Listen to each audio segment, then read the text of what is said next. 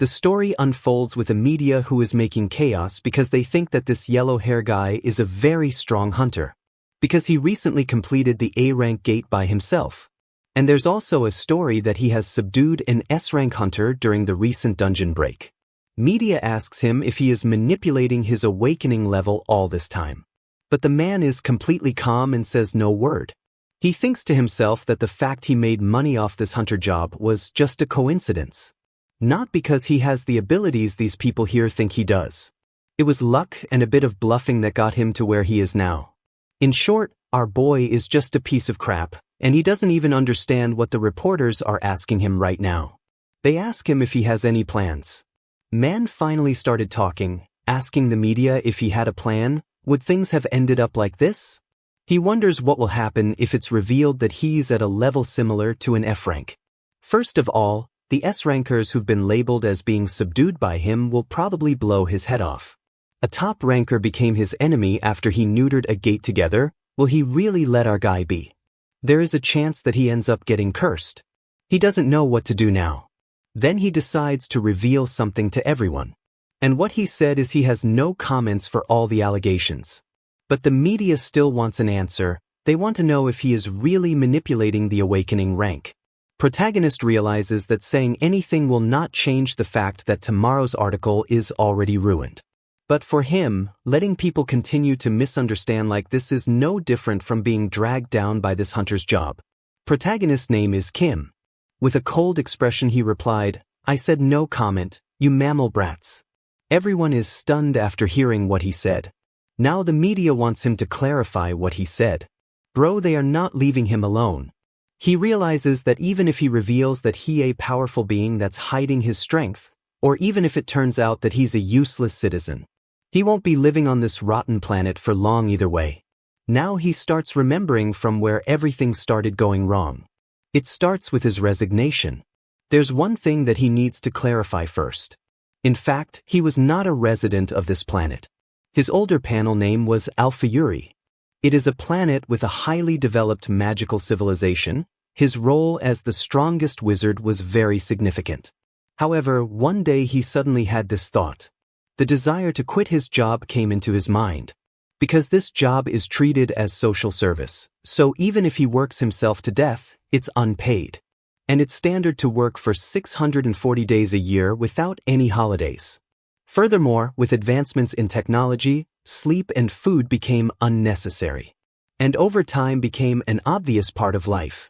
He can't even remember the last time he was able to go home on time. Now, the problem is how to resign. Given his significant role, it wasn't a job he could easily quit. They've placed restrictions to prevent high-ranking individuals from abandoning their duties. For example, if he tried using teleportation magic, he would get an electric shock to the brain, and even if he managed to escape the worksite, there were no places to hide, as the entire planet was already in the palm of the rulers. Then what if he killed his superior? That's impossible to do, because he's bound not to harm anyone from the same planet. The scope even includes himself, so it's difficult to commit suicide. While he was contemplating how to resign, one thought came to his mind. He realizes that the rules can restrict the body with magic but not the soul. There's still no magic technique for confining souls. So that means the soul can escape freely. So he decides to do just that. From that idea, he worked more than 10 years. After countless trials and errors, he finally completed the one and only magic. Manipulation of the soul. By separating the soul, he could settle on a distant planet where no one could pursue him. It worked, and he was finally able to leave this planet without getting caught. It was the first possession and reincarnation in history. This was Chapter 0. Now begin the real story. Alien wakes up in a human body. He thinks, what's this? Something like a long protein mass is moving. Fortunately, it seems like the soul left this body not too long ago. He gets up and thinks to himself, anyway, it looks like it worked. Reincarnation is nothing if you're with me. He tries to speak and realizes that the language substitution is also natural. It doesn't seem to him there's a problem moving the body either. He wonders why it is only this much. According to his plan, he should have inherited the memories perfectly.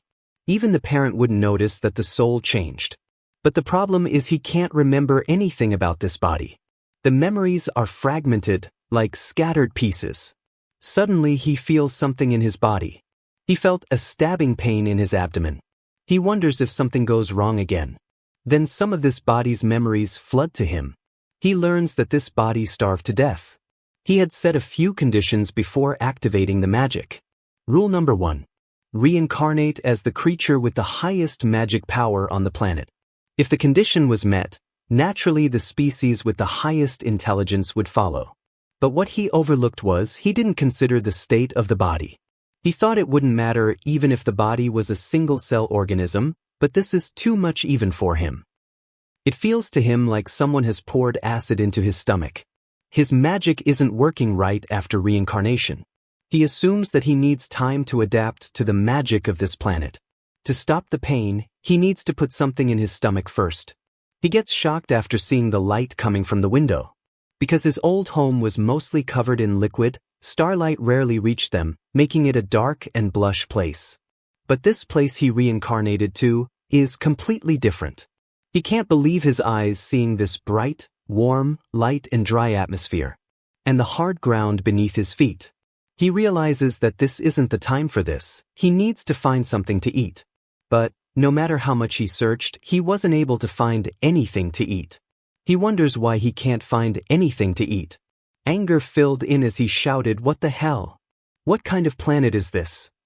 Now he realized that how the owner of this body starved to death, his eyes are turning gray. At this rate, he's going to starve to death again. He saw an insect walking on the road.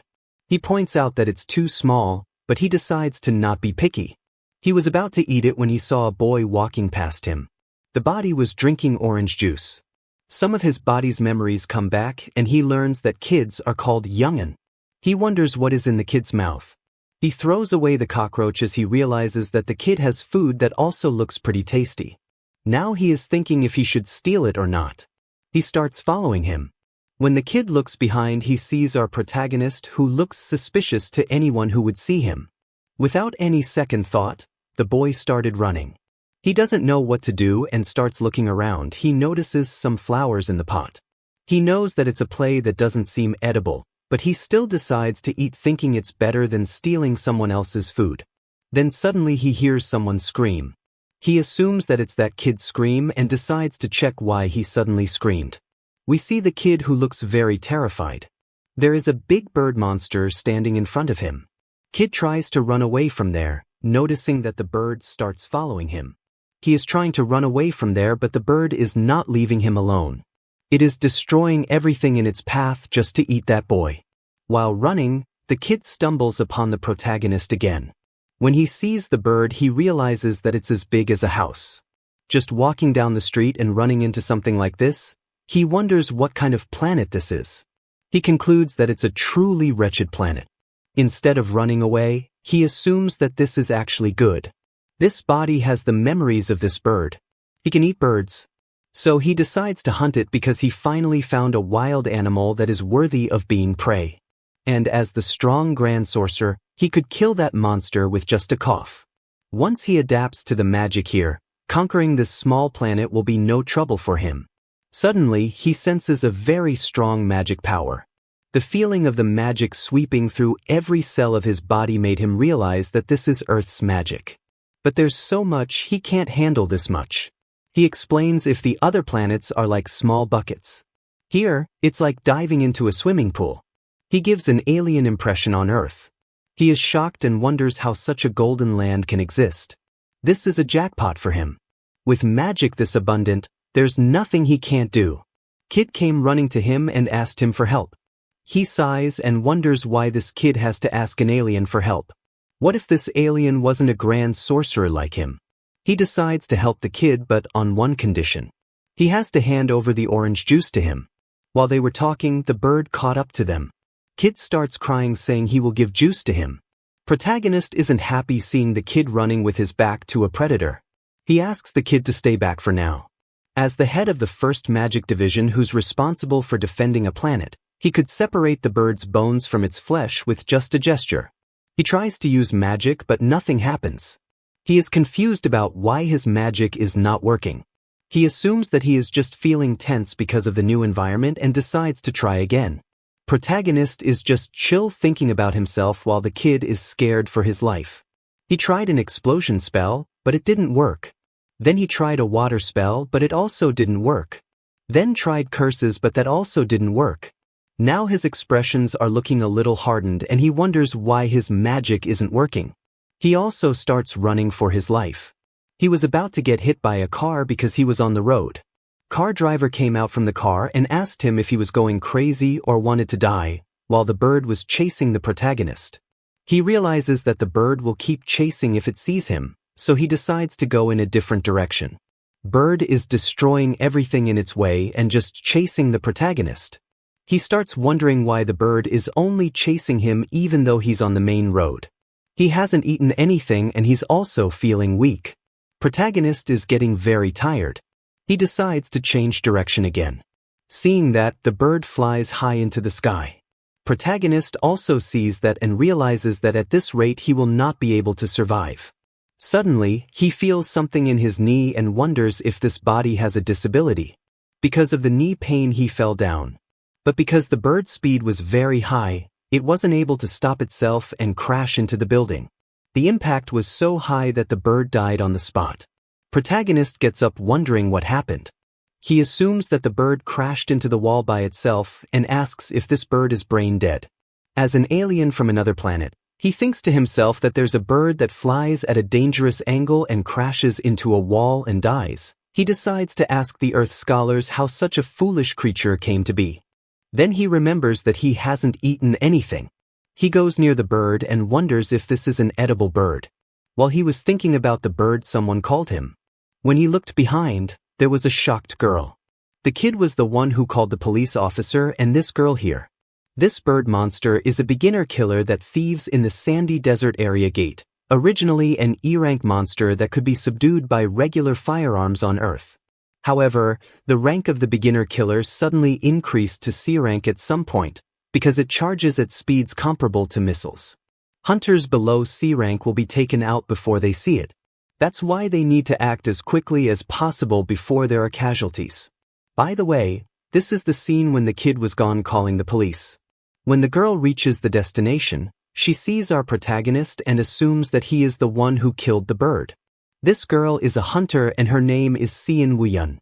Police officer thanks the protagonist for his hard work and tells him that they received a report that a monster had come out, and they rushed over. Fortunately, it turned out a hunter was nearby. He assumes that our protagonist is a hunter. He isn't even familiar with the term hunter. Police officer thanked him for capturing that monster. Seon is still in shock thinking about how he caught the bird that quickly. She wonders if the protagonist really just happens to run into the monster. Because the habitat of the beginner killer is a gate covered in sand that sinks your feet in. So it's a monster that's easier to catch outside than inside the gate. In the solid terrain outside, you can kill it without using your hands as long as you guide its angle well. But that's only possible if you have the visual acuity to track the movements of such a creature. She looks at it closely. She realizes that he killed it using a proper method. If that's the case, then the protagonist should probably be at least C rank. Protagonist points at the kid and asks him if he has forgotten his promise. Kid gives him the orange juice as promised. He felt refreshed after drinking it. It's been ages since he evolved into a body that doesn't need food, but there's this incredibly delightful egg. Seon can't believe that the protagonist just took the juice that the kid was drinking. Then she finally decides to introduce herself. She is from the Hunter Association and her name is Seon. She shakes hands saying that he handled the monster without a scratch. Protagonist also said that he is really the one who defeated the monster. She doesn't recognize him because she never saw him around here and asks him if he is a freelance hunter. She asks for his hunter ID because she has to report it to this association. Protagonist didn't even know what hunter ID is. So he decides to make something up for now to get out of this situation. He apologizes to her saying that he doesn't have his hunter ID with him at the moment. Hearing that, she decides to look him up in the association registry. She asks him for his name. Protagonist didn't even know the name of this body. Looking at his face, Seon realizes that he is lying. She asks him if he has registered himself as a hunter or has taken the awakening test. She points out that using abilities on the road without registering as a hunter is illegal. Protagonist doesn't even know what she is talking about. He wonders if he'll really get screwed like this. Protagonist lies to her saying that he is registered but left his hunter ID at home. He asks her to wait here while he brings his ID right away. He leaves the place thinking that he'll never come down this road again. When he reaches home, the first thing he does is find his ID card. He checks it and learns that his body's name is Kim Kiryo. This is going to be his name from now on. After searching the whole home, he wasn't able to find the hunter ID, realizing that this body never registered as a hunter. He also found some cigarettes while searching for ID. Kim doesn't know what these things are and why there are so many of them. When he looks at them closely, the memories of his body start coming back. He learns that the owner of this body used to smoke a lot of them. He gets very angry at the previous owner of this body for being a heavy smoker. As smoking is fatal for wizards, wizards combine the internal magic circulating within their bodies with the external magics in nature to cast spells. Now, a quick question by Kim: what organ is used to combine internal and external magic? And the answer is the respiratory system, especially the lungs. That's why he wasn't able to cast magic. He wonders what possessed the previous owner of this body to ruin his lungs. In Kim's old planet Alpha Uri, where the majority of the population can use magic, this would be unimaginable. He thought they were just primitive, but he never expected there'd be people this insane. He calms himself down because what's done is done, no one can do anything about that. He blames himself for being so blinded by the amount of magic that he didn't notice the flawed body. He decides to find a way to fix this body. After all, he escaped from his previous planet. He can't give up over something like this. He concludes that he will live the rest of his life on this new land. And he will definitely live happily. Then Kim goes to a police station. Here the police officer asks him why he did that despite being so knowledgeable. Kim says sorry and wonders if he underestimated life on another planet too much. He can't believe he got taken in just a few hours after arriving on Earth. After 10 minutes of investigation, Kim is feeling extremely hungry. He thinks that there's still a mountain of things to investigate about Earth. He needs to somehow solve this state of malnutrition. He suddenly gets a smell of something. That was the smell of pork soup. He was standing in front of a Sunhee's pork soup. He enters the shop and orders pork soup. He didn't know that there was food this close by. He realizes that he went through unnecessary trouble without knowing. He takes 1 spoon of pork soup and says that it's delicious. It's hot but tasty. His mouth is hurting but he can't stop. His hands are moving on their own. He thinks that he's falling for this food. It was good for him up to that point. Kim is sitting in the police station because he ate the pork soup and ran away without paying. Kim tells the police officer that he forgot to pay. Then a police officer from before who was with Cian arrives there. He notices that Kim is the hunter from before. He lets Kim go with a warning because it's his first offense and advises him to not do this again. Kim says that he will pay the restaurant and asks if he can go now. Police officer asks him to wait a moment and says that from the investigation earlier, they have learned that he isn't a registered hunter from the association. Officer assumes that Kim has awakened recently, so he advises him to visit the Hunter Association, take the test, and there is no fee. Officer also wants to Kim's rank and asks him to get tested fast. Kim is free now and wonders about the awakening thing they're going on about. He wonders if it is a concept that Earth people are supposed to know. Because everyone is insisting so much, he decides to give it a go. He reaches the Examination Association and gets a flashback from where he learns that Kim has already visited this place and his rank was F. Cian also arrives there and says hello to him. She asks him what brings him to the association. Because Kim is already here, she asks him to show his hunter ID that he was gone to get from home. After hearing that, Kim remembers how he lied to Cian about bringing the hunter if from home. Fortunately, he has recovered some of his memories now, so he can say for sure. Kim tells her that he lied to her earlier in a panic. The truth is he doesn't have a hunter's license. She was already wondering why he didn't come back. He tells her that he is registered as awakened. He just didn't apply for the card because he was disappointed with the test results. He reveals to her that his rank is F. She gets shocked and asks him how an F rank can catch the beginner killer. He answers saying that it was just luck as that stupid bird rammed its head first into a wall on its own. Hearing that, she thinks that a beginner killer failing to adapt to the external environment and accidentally killing itself is not impossible, as there are already some cases like this. But the person she saw then had an expression as relaxed as if they'd killed hundreds of C-rank beasts, without a hint of fear. She assumes that Kim is trying to hide his real rank. Most of those who hide their awakening level are dangerous people considering illegal activities. She starts assuming that Kim is also a bad person. She doesn't say anything to Kim and just says that beginner killers are indeed not that smart. In reality, Kim doesn't know about human reactions. Seeing Sean, he realizes that humans use subtle facial muscle movements to express emotions and decides to learn them to appear more friendly. He decides to give it a try. But when he tried, he made a very creepy face. Seeing Kim's expressions, Sean wonders what's wrong with him and gets more suspicious of him. For now, she decides to get out of here safely. She remembers that she has to give him something and asks for his name. Kim tells her his name. She takes out some money and gives that to Sean. Kim can't believe that there are such nice customs on the earth, like suddenly giving money as a greeting. Kim asks her why she is giving this to him. She answers saying that he left the beginner killer's corpse behind earlier. She had to dispose of it, and that's Kim's share of the money. Kim remembers the food he ate before getting caught this morning was 8,000 per serving. So, with just a fluttering piece of paper, he could get 6 bowls of soup. Kim can't believe that bird is worth so much money and asks if their feathers are expensive. She answers saying no and tells him that beginner killers have soft bodies, so they're not valuable as products. He was lucky it had a magic stone. C-rank magic stones that go for 2 million won.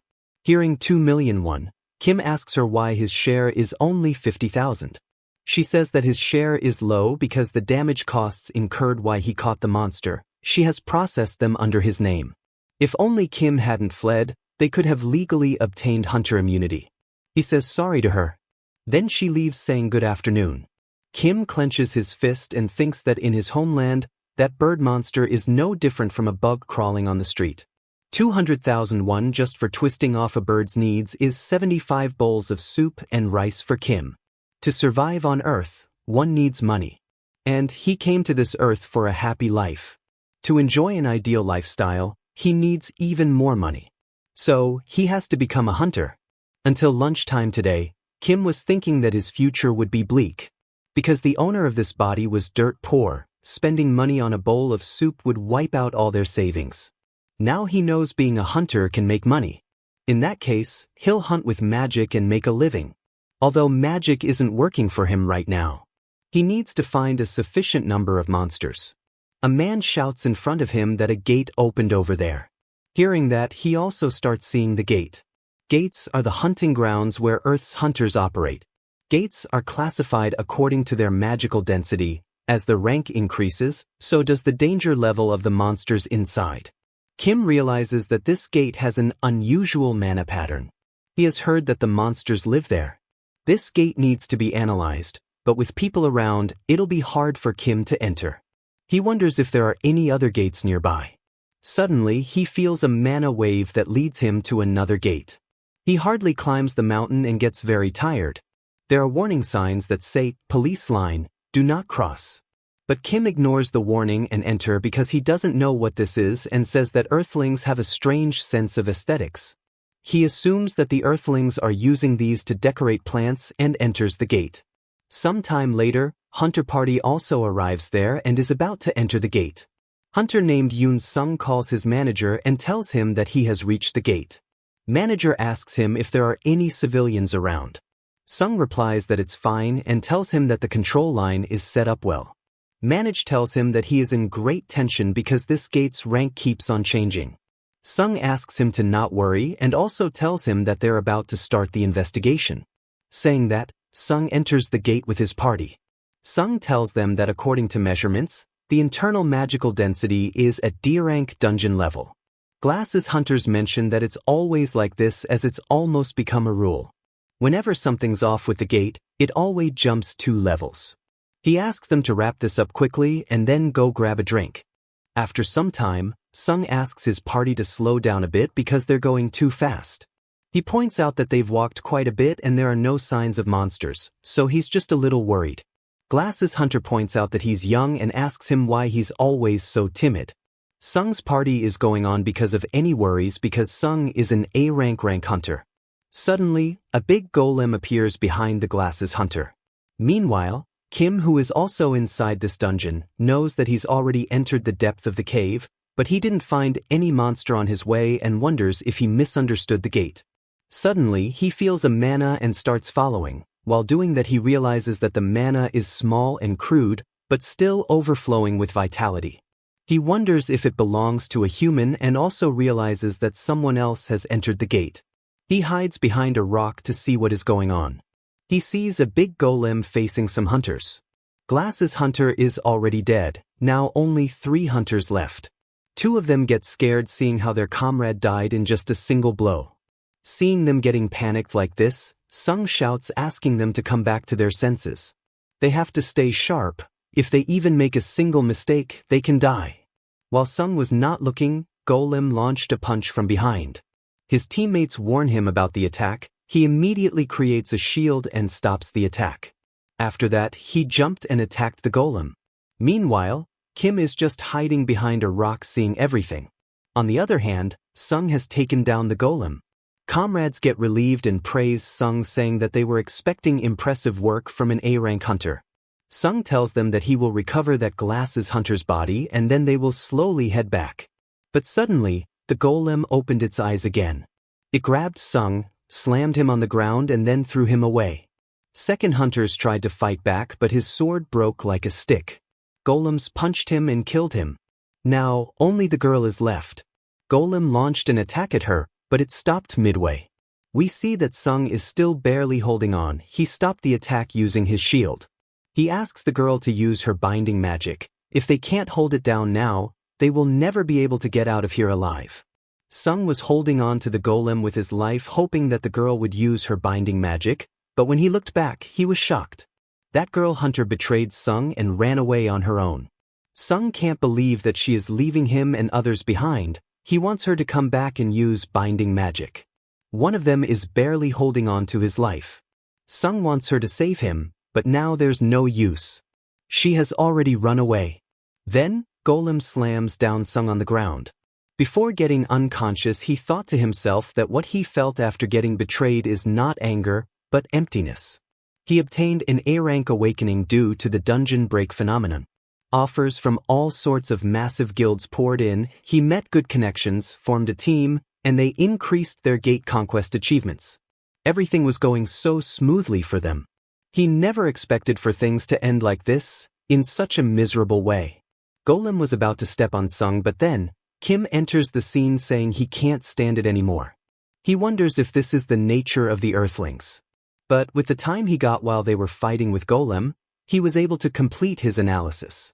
He gets surprised seeing the golem from close up, but it doesn't matter to him because this golem is too outdated for him. Golem, a clay figure that moves using man as its power source.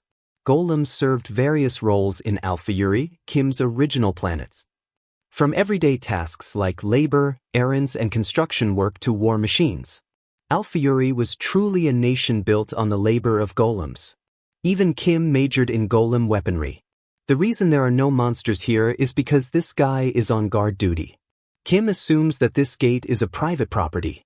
Since Kim has woken up the guard, there's no way he's getting out easily, so he has to deal with it.